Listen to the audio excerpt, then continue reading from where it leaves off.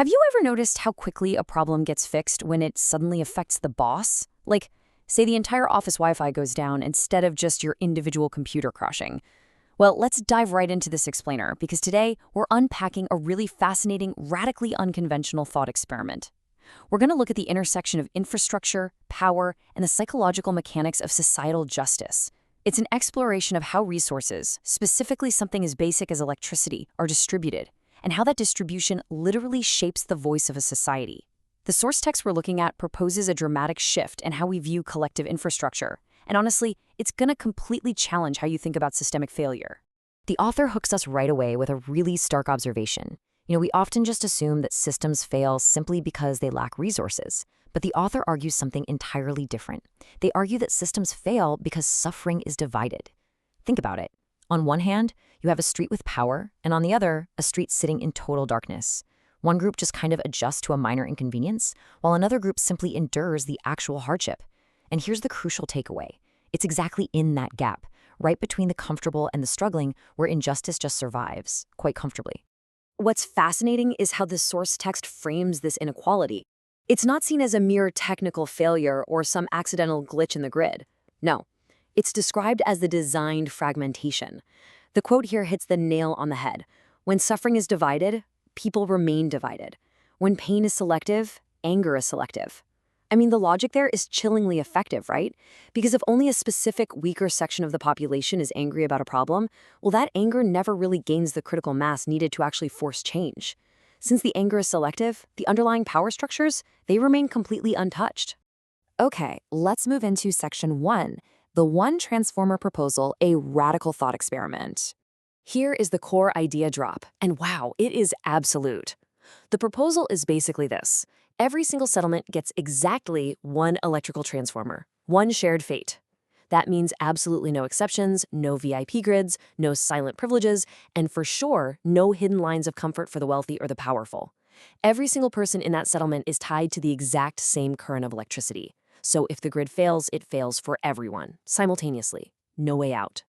The rule is as simple as it gets. If there is no power, there is no power for anyone. And the underlying logic of the text here is incredibly profound because, when a small fraction of a society suffers alone, they stay silent. Their complaints are super easy to ignore.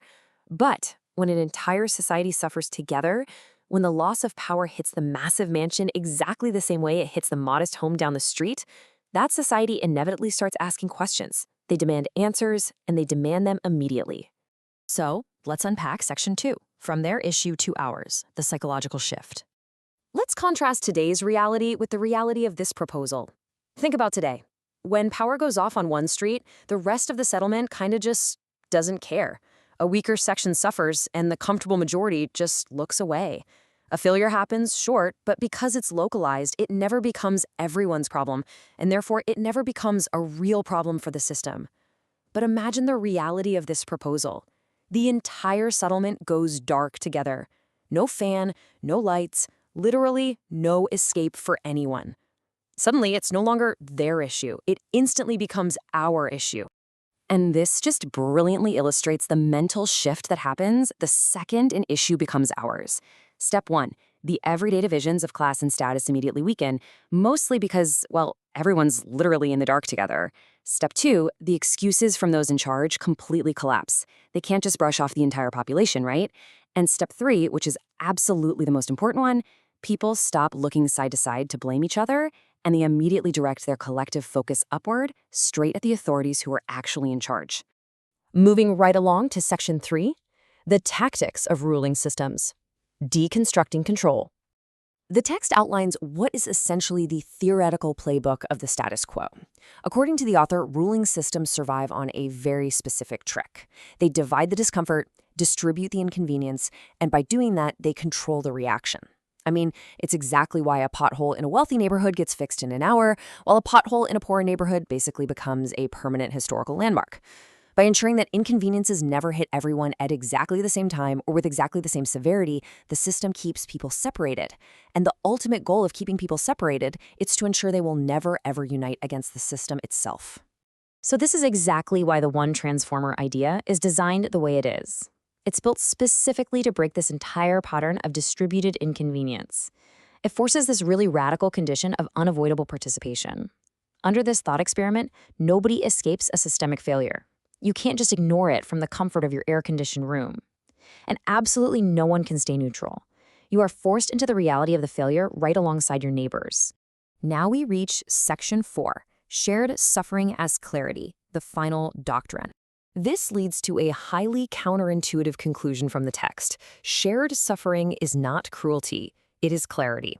Now, at first glance, forcing people to suffer seems, well, pretty harsh. But the text argues the exact opposite. It argues that collective pain is actually a clarifying lens. In fact, it's the only thing that strips away all those illusions of a functioning society to reveal what is genuinely broken just beneath the surface. The author details exactly how this clarity functions as a real mechanism for change. First, the shared suffering reveals what's broken. I mean, you can no longer hide systemic decay when literally everyone feels it. Second, it aligns what is divided. People who previously had absolutely nothing in common are now totally united by the exact same grievance. And third, it activates what is passive.